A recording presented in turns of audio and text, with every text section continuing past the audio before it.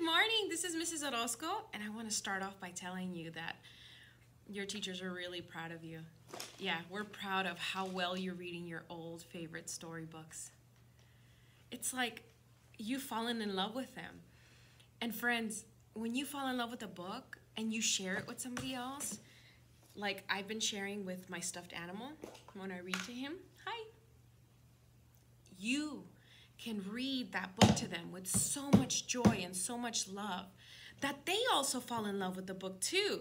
Isn't that right, Mr. Bear? Yep, that's right. So Bear and I today would like to show you how you can make any book an old favorite. That's right. Are you ready? Okay. So I have a chart behind me, friends, that I want to share with you first. And it says how to make an old favorite. Yeah, any book. You ready for the steps? Pretty easy, actually. Number one, you find a storybook and a person that you love. So it could be anybody that you love, a brother, sister, aunt, uncle, mom, dad, grandma, grandpa, neighbor, friend, babysitter, anybody that you love. Number two, you ask nicely, will you read this to me, please? Let's practice. Ready? Will you read this to me, please? Your turn. That was some really nice asking. How polite of you. Number three, you say, read it again every time it is over. So when you close that book after reading the last page, let's practice. You say, read it again, please. Your turn. Good job.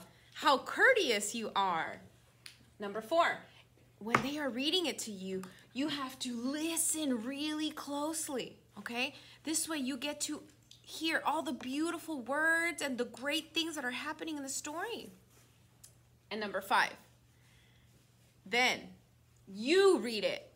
That's right, you will get to read this book because by then it'll become an old favorite and you know exactly what's happening on each and every page.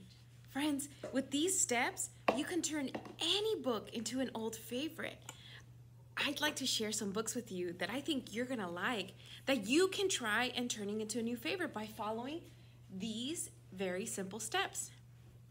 First up, I have Clifford's First Day of School. So Clifford is a big red dog. Here he's a puppy. And it's his first day of school. He's very nervous and he's not really sure what to do or what to expect because he's never been to school. So in this book, we find out all the amazing things that Clifford goes through at school. Another one that I have is Stellaluna. Yeah. So in Stellaluna, we meet this little bat, Stellaluna, who's gotten lost. And she winds up in an unusual place with some unusual animals that are very different from her. And she starts to behave like them. Eventually, she does find mom, so it's a happy ending. I recommend turning this one into an old favorite. We also have A Pocket for Corduroy. This is a great story, friends. So my friend Corduroy here, he gets a little bit lost. And he has some help from friends, from people that are asking him how they can help him. And then, finally, his little girl comes back for him. And they make a plan so that he never gets lost again. I would like for you to see if you can read this book because that plan is a great plan.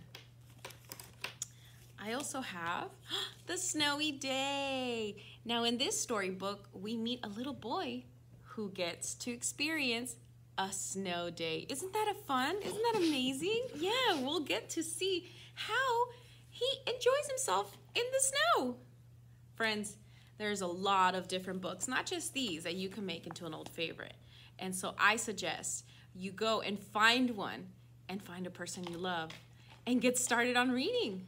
I can't wait to see which books you make an old favorite. Thank you for joining me. Make sure that you look at the list that I included here in Schoology for you or in your class about how to make an old favorite. Thank you, friends. Bye.